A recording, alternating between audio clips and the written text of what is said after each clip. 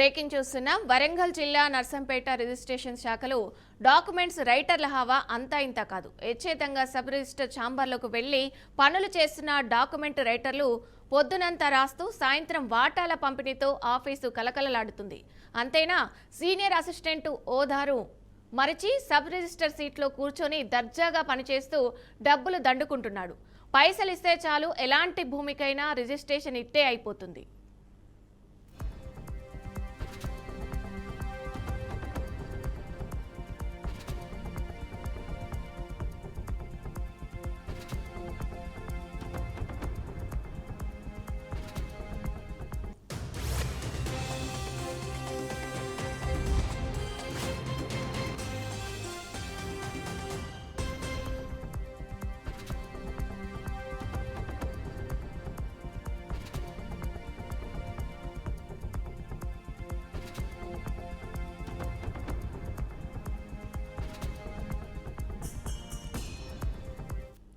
వరంగల్ జిల్లా నర్సంపేట రిజిస్ట్రేషన్ శాఖలో అవినీతి కంపు గుప్పుమంటుంది.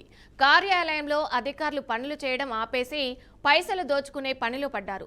ఎంత సీనియర్ అయినా డబ్బులు ఇస్తే చాలు, స్థాయి మరిచి అటెండర్ పనులు కూడా చేస్తున్నారు నర్సంపేట రిజిస్ట్రేషన్ శాఖ అధికారులు. అయితే ఇదే కాదు, ప్రభుత్వ శాఖలో ప్రైవేటు వ్యక్తుల చెలామణి అవుతే ఎలా ఉంటుందో ఈ ఆఫీసు ఓ చెత్త ఉదాహరణగా నిలుస్తుంది. ఓవైపు రాష్ట్ర ప్రభుత్వం డాక్యుమెంట్ రైటర్లకు చెక్ పెట్టడానికి ఆన్లైన్ సిస్టమ్ తెచ్చినా అదంతా కూడా ఈ కార్యాలయానికి అస్సలు వర్తించదు అనడంలో ఎలాంటి సందేహం కూడా లేదు. కాసుల కోసం ఇష్టానుసారంగా వ్యవహరిస్తున్నారు. అంతేనా, గతంలో సబ్ రిజిస్టర్ అధికారులు రిజెక్ట్ చేసిన భూములకు కూడా యథేచ్ఛంగా రిజిస్ట్రేషన్ చేసిన ఘనత ఈ సీనియర్ అసిస్టెంట్ అధికారికి ఎలా సాధ్యమైంది?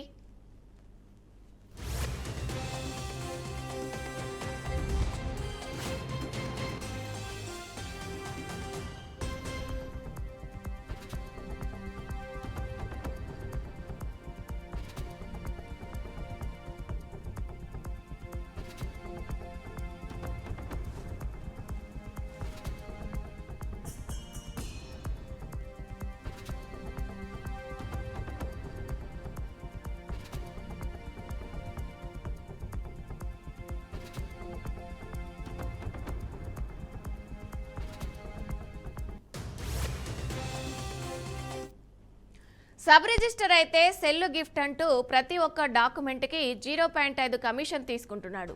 ఇక డాక్యుమెంట్ రైటర్స్ అయితే మ్యారేజ్ రిజిస్ట్రేషన్లకు కూడా 1000 నుండి 3000 వరకు వసూలు చేస్తున్నారని ఆరోపణలు గుప్పుమంటున్నాయి.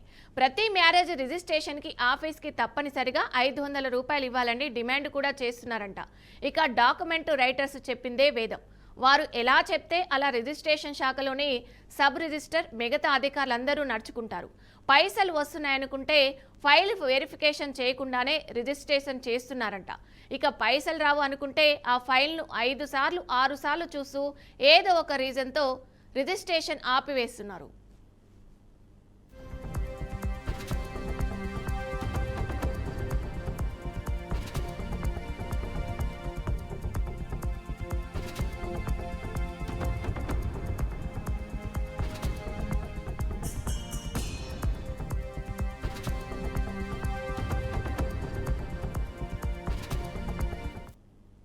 ఒకవైపు రాష్ట్ర వ్యాప్తంగా అనిషా అధికారుల సోదాలు జరుగుతున్న తీరైతే మారడం లేదు.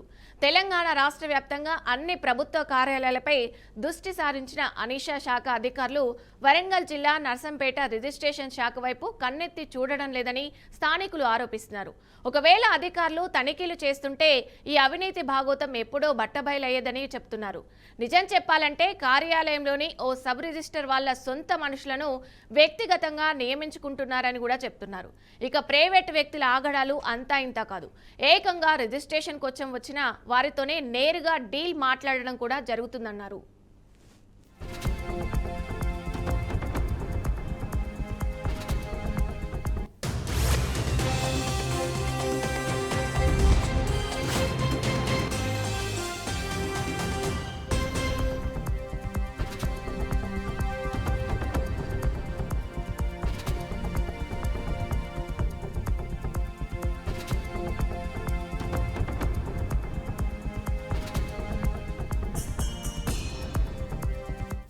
ఇక ఇదే విషయమై నర్సంపేట సబ్ రిజిస్టర్ని స్థానిక ప్రజలు బహిరంగంగానే ప్రశ్నించారంట.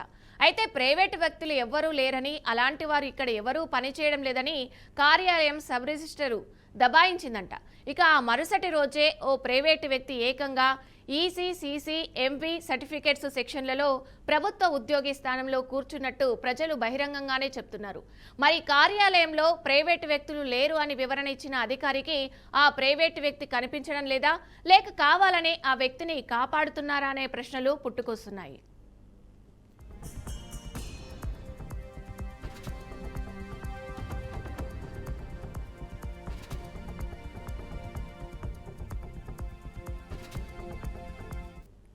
ఇక వివరణ కోరగా మా కార్యాలయంలో ప్రైవేటు వ్యక్తులు ఎవరూ లేరు, అలాంటి వారు ఇక్కడ ఎవరూ పనిచేయడం లేదని తెలిపారు.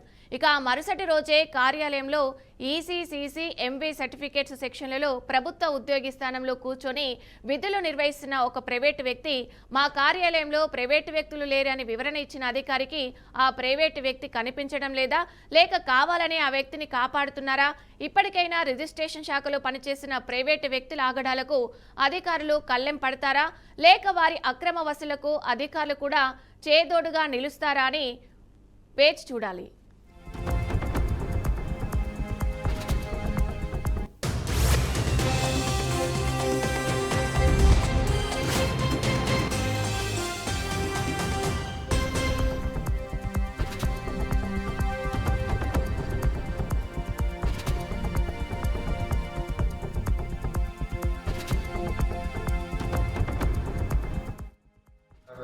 గవర్నమెంట్ చదివేయమంటారు డాక్టర్ పెట్టి చదివేసుకొని పోయారు. ఇప్పుడు రూల్ ప్రకారం లీగల్గానే జరిగింది. మీకు ఆల్రెడీ మీకు చేయొద్దని చెప్పి వాళ్ళు తెల్ల పేపర్ మీద ఇచ్చిల్లట కదా సార్? అలాగే పనికిరాండి మనకి ప్రొసీడింగ్ ఏమీ లేదు, అలాంటి ప్రొసీడింగ్ లేదు, కోర్టు ఆర్డర్ లేదు, ఏమి లేదు. వాళ్ళు పాతపా అనితే మీరు మరి వెరిఫికేషన్ చేయకుండా ఎట్లా చేసిండ్రు? వీళ్ళు వాళ్ళ వెరిఫికేషన్ చేయకుండా మీరు ఎట్లా చేసిండ్రు?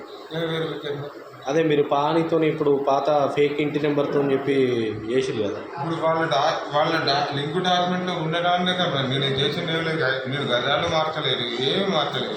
ఒక బౌండరీ వాళ్ళు అడిగారు, ఆ బౌండరీ ఒకటే చెప్తున్నారు. దాని రూల్ ప్రకారంగా చేస్తారు, దాంట్లో తప్పేం లేదు. ఎవరంటే 65 ఒక బౌండరీ. ఇక ఇదే అంశానికి సంబంధించి మరింత సమాచారం మా ప్రతినిధి సాల్మన్ అందిస్తారు. సాల్మన్, అసలు ఏం జరిగింది? నిజంగానే ప్రైవేట్ వ్యక్తులు లోపలికి వచ్చి ఇవన్నీ కార్యక్రమాలు చేస్తున్నారా? డీటెయిల్స్ ఏంటి? థ్యాంక్ యూ విజయ. ఉమ్మడి వరంగల్ జిల్లా వ్యాప్తంగా సబ్ రిజిస్టర్ కార్యాలయంలో అయితే అవినీతి అయితే పేరుకపోయిందని చెప్పవచ్చు. ఎందుకంటే ఆ జిల్లాల బైఫర్కేషన్ అయినాక ప్రతి ఒక్కరు రిజిస్ట్రేషన్ కార్యాలయాలకు వెళ్ళి దానికి సంబంధించిన ఇంటి డాక్యుమెంటే కానీ, లేకుంటే ఇల్లు రిజిస్ట్రేషన్, అదేవిధంగా ఆ వ్యవసాయ భూములను రిజిస్ట్రేషన్ చేసుకోవడానికి కూడా సబ్ రిజిస్టర్ కార్యాలయాలకైతే వెళ్తారు. ఖచ్చితంగా ఇది మనం చూసుకున్నట్లయితే ఈ యొక్క కార్యాలయాల్లో మాత్రం గజాలకు కొంత అమౌంట్ అయితే కలెక్ట్ చేస్తారు. దీనికి సంబంధించి ప్రైవేటు వ్యక్తులు అంటే ఎవరైతే ప్రభుత్వ అధికారులు ఉంటారో సబ్ రిజిస్టర్ కానుండి, లేకుంటే రిజిస్టర్, అదే విధంగా సీనియర్ అసిస్టెంట్, జూనియర్ అసిస్టెంట్, అంటే వీరికి సంబంధం లేకుండా ఈ యొక్క డాక్యుమెంట్ రైటర్స్ డాక్యుమెంట్స్ ఎవరైతే తయారు చేస్తారో దానికి సంబంధించి అక్కడనే ముందుగా ఆ యొక్క డబ్బులు అయితే వసూలు చేయడం జరుగుతుంది. ఇది ఒక రకంగా చూసుకున్నట్లయితే ఈ యొక్క డబ్బులు వసూలు చేసి ప్రభుత్వ అధికారులకు కూడా వాటాలు ఇచ్చే సందర్భం అయితే ఉన్నదని అయితే ప్రజల నుండి పెద్ద ఆరోపణలు అయితే వినబడుతున్నాయి. ఎవరైతే డాక్యుమెంటేషన్ రిజిస్ట్రేషన్ కోసం వెళ్తారో గజాలకు కొంత అమౌంట్ ప్రైవేట్ వ్యక్తులు అయితే వసూలు చేయడం జరుగుతుంది.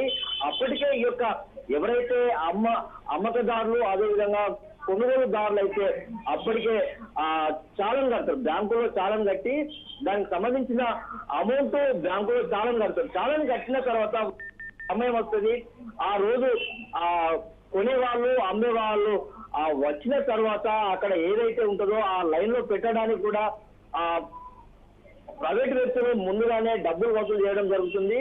ఇది ఇలా చూసుకుంటే ఇటీవల కాలంలో చాలా మంది పెళ్లిని చేసుకున్న తర్వాత రిజిస్ట్రేషన్ కార్యాలయానికి వెళ్ళి ఆ యొక్క రిజిస్ట్రేషన్ చేసుకునే ఆనవాయితీ అయితే వస్తుంది. ఆనవాయితీ వచ్చిన తర్వాత సుమారు అక్కడ 1000 రూపాయల నుండి 3000 రూపాయల వరకు అయితే ఇప్పటికే వసూలు చేస్తున్నారు. అలా వసూలు చేయడం కూడా అక్కడ ఉన్న ఎవరైతే నిరుపేదలు ఉంటారో వారు కూడా రిజిస్ట్రేషన్ చేసుకోవడానికి రావడం జరుగుతుంది. అదే విధంగా చూసుకున్నట్లయితే మనం చూసుకున్నట్లయితే ఆ కళ్యాణ లక్ష్మికి సంబంధించి ఖచ్చితంగా ఆ కళ్యాణ లక్ష్మికి సంబంధించి ముందుగా రిజిస్ట్రేషన్ చేసుకోవాలి. చేసుకున్న తర్వాత వీరు కళ్యాణ లక్ష్మికి అప్లై చేసుకోవాలి. అప్లై చేసుకున్న తర్వాత అంటే వీరు ముందుగా రిజిస్ట్రేషన్ కార్యాలయానికి వస్తే ఖచ్చితంగా వారు నిరుపేదలై ఉంటారు.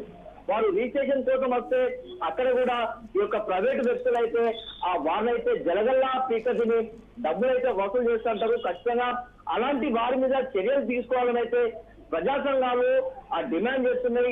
రిజిస్ట్రేషన్ కార్యాలయంలో అవినీతి పేరుకపోయింది.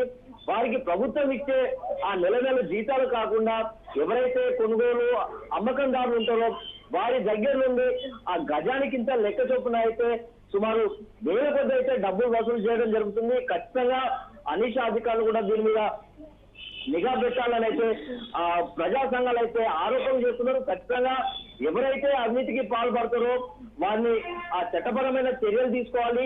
ప్రైవేట్ వ్యక్తులనే హవా నడుస్తుంది. అంటే ప్రభుత్వ అధికారులు ఎవరైనా ముందుకు రావడం కొంత భయంతో ఉంటున్నారు. ఈ యొక్క ప్రైవేట్ వ్యక్తులు అందులో డాక్యుమెంట్ తయారు చేసేవారు ముందుగానే అధికారులతోటి కుమ్మక్కయ్యారనే ఆరోపణలు అయితే ఉన్నాయి. ఖచ్చితంగా దీనికి సంబంధించి ప్రైవేట్ వ్యక్తుల హవా అయితే కొనసాగుతుంది. ప్రైవేట్ వ్యక్తులు ముందుగా కొనుగోలుదారుల నుండి అదేవిధంగా అమ్మకందారుల నుండి అయితే ముందుగానే డబ్బులు వసూలు చేస్తున్నారు. వసూలు చేసిన తర్వాత ప్రభుత్వ అధికారులు ప్రైవేట్ వ్యక్తులు పంపకాలు చేసుకుంటున్నారని అయితే పెద్ద ఎత్తున ఆరోపణలు వినబడుతున్నాయి. ఖచ్చితంగా అలాంటి వారి మీద చర్యలు తీసుకోవాలని అయితే ఇప్పటికే ప్రజా సంఘాలు అయితే డిమాండ్ చేస్తున్నాయి.